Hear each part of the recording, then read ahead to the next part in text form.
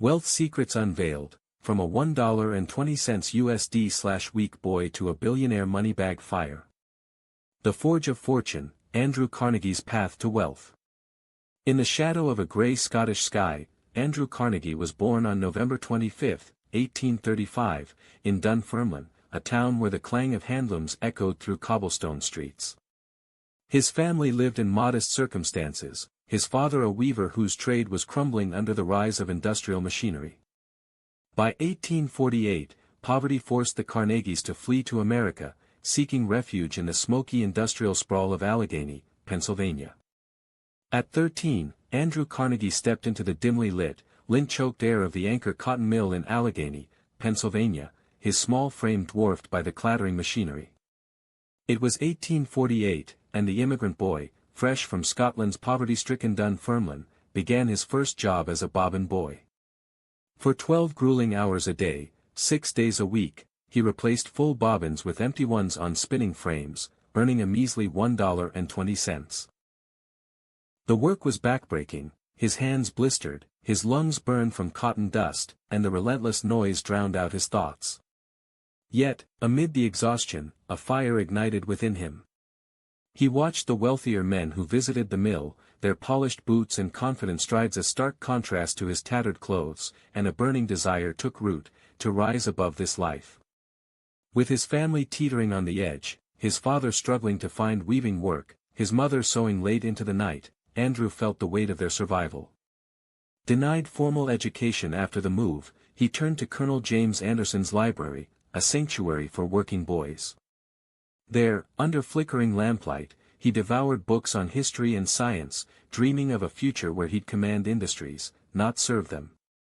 One night, as he traced the edges of a worn map, he whispered to himself, "I'll be more than this," a vow that fueled his every weary step.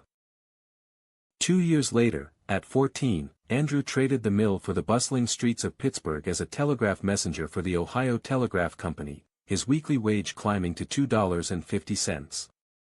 His new role was a whirlwind, darting through muddy alleys, memorizing addresses, and dodging horse-drawn carts to deliver urgent telegrams. On his first day, he got lost in the labyrinth of the city, arriving late with a crumpled message, earning a sharp rebuke from his boss. But faith in his potential steadied him. Determined to prove his worth, he lingered after shifts, teaching himself to decode telegraph clicks by ear, a skill operators took years to master. The rapid, staccato sounds overwhelmed him at first, a chaotic symphony he couldn't decipher, but he practiced relentlessly, mimicking the patterns until recognition dawned. His breakthrough came during a quiet afternoon when he translated a message flawlessly, earning a rare nod from his supervisor. With a boyish grin, he began noting the names of businessmen he met, merchants, railroad men, building a network that would later open doors. When rivals mocked his youth, he redoubled his efforts, asking for directions after every misstep, studying city maps by candlelight, his persistence carving a path forward. At 15, Andrew's life shifted again when Thomas A. Scott, a superintendent at the Pennsylvania Railroad, hired him as a telegraph operator and personal secretary for $4 a week. The office buzzed with urgency, train schedules, coded messages, and the weight of lives on the line. One frigid morning in 1853, a scheduling error nearly sent 2 trains on a collision course. Andrew caught it just in time, his heart pounding as he rerouted them, saving the day. This incident cemented his reputation, but the pressure mounted. Older employees sneered at the boy immigrant, questioning his authority when he was promoted to superintendent of the Western Division at 24, earning $1,500 annually. They sabotaged his orders, leaving him to rework schedules alone. Undeterred, his persistence drove him to work late, streamlining routes and boosting efficiency, his results silencing doubters. During the Civil War in 1861, Scott, now Assistant Secretary of War, tasked Andrew with organizing troop transport. Under gunfire and sabotage threats, he rode horseback to repair severed telegraph lines, his hands bleeding as he spliced wires, ensuring Union logistics held firm, a testament to his unyielding resolve. In his 20s, Andrew's ambition turned to investment, a risky leap fueled by railroad connections. In 1861, he gambled his $500 savings on Adams Express, a messenger train company, his palms sweating as he signed the papers. The Civil War boosted demand, and within 2 years, his stake doubled, a rush of triumph washing over him. Emboldened, he plunged $40,000 into Oil Creek's oil fields in 1865, a venture that teetered on collapse as prices crashed. One stormy night, he paced his room, calculating risks, before deciding to hold steady. His faith in the market's recovery paid off with over $1 million. That year, he founded the Keystone Bridge Company, aiming to build iron bridges for the post-war boom. His first project, a small bridge in Pittsburgh, collapsed under test weight, drawing jeers from competitors. But he rallied engineers like James Eads, a visionary with wild hair and bold ideas, to redesign it with steel reinforcement. Their collaboration birthed the Eads Bridge over the Mississippi, completed in 1874, a gleaming triumph that stunned the industry. Negotiating contracts with railroad tycoons he'd met as a messenger, and researching their prices meticulously, his mastermind and organized planning turned adversity into a foundation for greatness. The 1870s marked Andrew's entry into steel, a bold move that defined his legacy. In 1875, he opened the J. Edgar Thomson Steel Works in Braddock, embracing the Bessemer process to churn out steel faster and cheaper. The first melt was a disaster, molten metal spilled, injuring workers, and the furnace failed, costing thousands. Yet, he hired chemists to analyze iron ore, tweaking the process until it hummed with precision, cutting production costs dramatically. By 1892, he consolidated his holdings into Carnegie Steel, a colossus outproducing all of Great Britain by 1900. But the 1873 recession hit hard, demand evaporated, and rivals slashed prices to survive. Andrew seized the moment, buying the struggling Homestead Works for a song, modernizing it with new furnaces, and emerging stronger when the economy rebounded. In the summer of 1892, the air in Homestead, Pennsylvania, was thick with tension, a simmering unrest that clung to the steel mill like the soot on its towering smokestacks.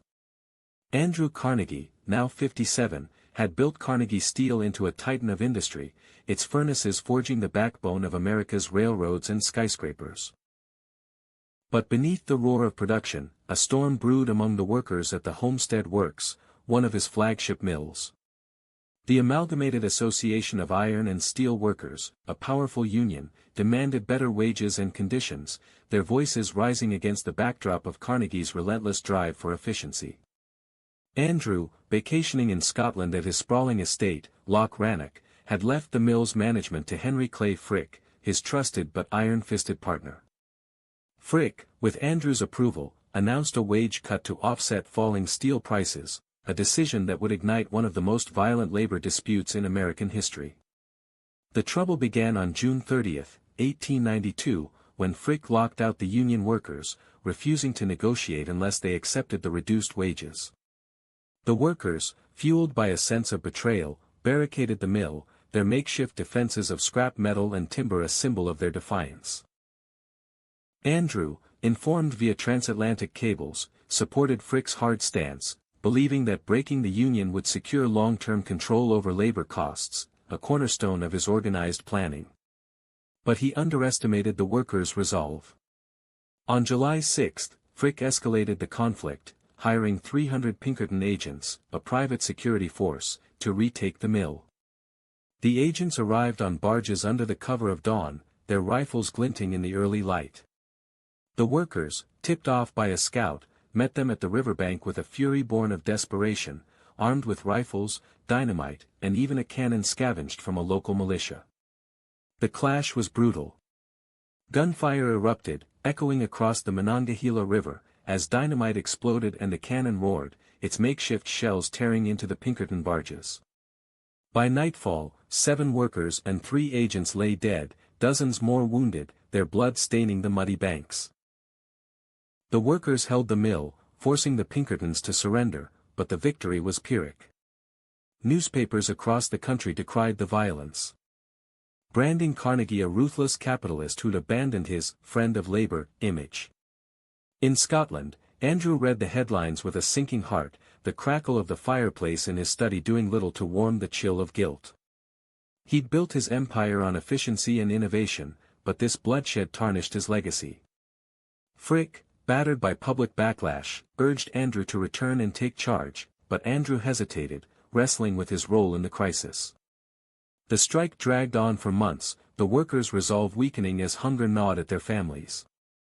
Andrew, still in Scotland, faced a pivotal decision: double down or adapt. His persistence, a trait that had carried him from a $1.20 a week bobbin boy to a steel magnate, guided him. He instructed Frick to hold firm but began crafting a long-term solution to prevent future unrest. By November 1892, the strike collapsed under the weight of state militia intervention and economic hardship, the union broken. Andrew returned to Pittsburgh, his face lined with the strain of the past months, and walked through the Homestead Mill, the silence of the now compliant workers heavier than the roar of the furnaces. He knew the wage cuts had secured profitability. Carnegie Steel's output soared, outproducing Great Britain by 1900, but the cost to his reputation was steep. Determined to rebuild trust, he introduced safety measures, installing better ventilation to clear the choking smoke and reinforcing machinery to reduce accidents. He also offered pensions to loyal workers, a calculated olive branch to soften the memory of the strike. These reforms, though late, showcased his organized planning, a strategic pivot to stabilize labor relations while maintaining control. Yet, as he stood among the glowing furnaces, he couldn't shake the echoes of that violent July day, a reminder that wealth came with a human toll. The Homestead strike, though a bitter chapter, solidified Carnegie Steel's dominance, its steel rails and beams shaping America's industrial future. But Andrew, now in his 60s, began to see the limits of his empire. The steel industry was maturing, competition from new players like US Steel loomed, and the physical toll of managing such a vast operation weighed on him. He'd always believed in timing, knowing when to push forward and when to step back. By 1900, whispers of consolidation swept through Wall Street, and J.P. Morgan, the titan of finance, saw Carnegie Steel as the crown jewel in his vision of a steel monopoly. Morgan approached Andrew through Charles M. Schwab, Carnegie's right-hand man, who met Morgan at a lavish dinner in New York's University Club in December 1900. Over cigars and brandy, Schwab painted a picture of Carnegie Steel's value, its efficient mills, vast output, and unmatched market share.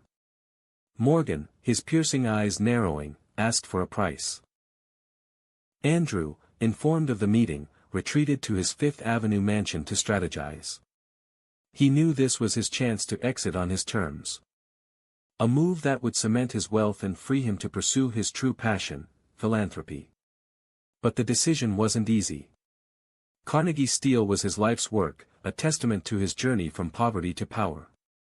Late one snowy night, he sat at his mahogany desk, a single lamp casting shadows on the walls, and scribbled a figure on a slip of paper: $480 million.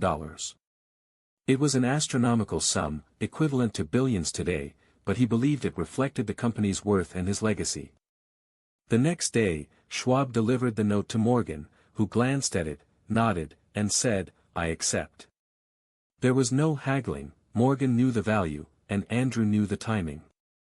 The deal, finalized in March 1901, made Andrew the richest man in the world, a moment of triumph tinged with bittersweet reflection.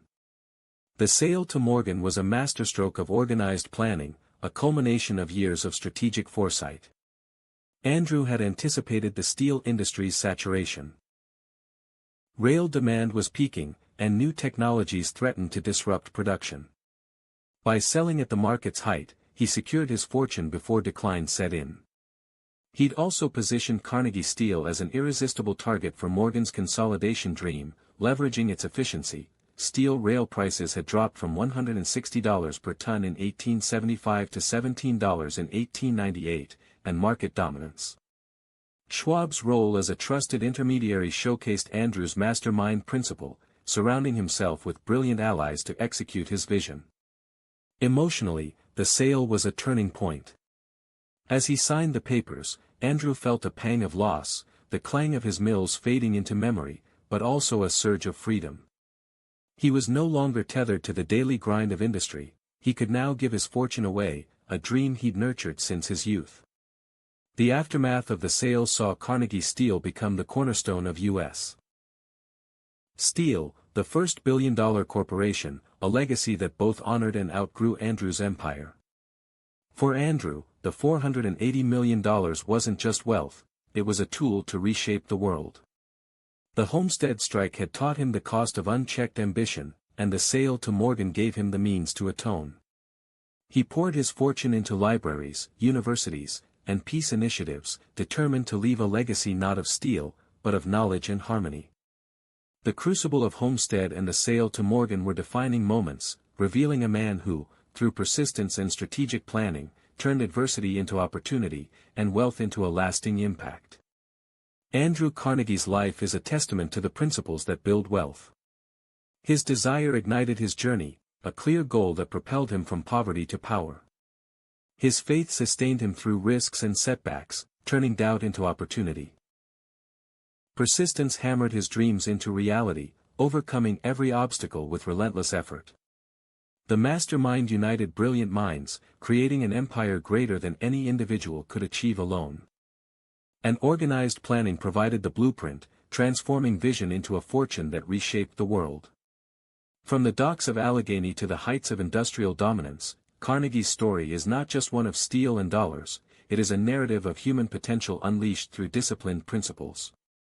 His legacy endures not in the rusting beams of his factories, but in the libraries that still stand, the schools that educate, and the lives inspired to pursue their own journeys of wealth and purpose.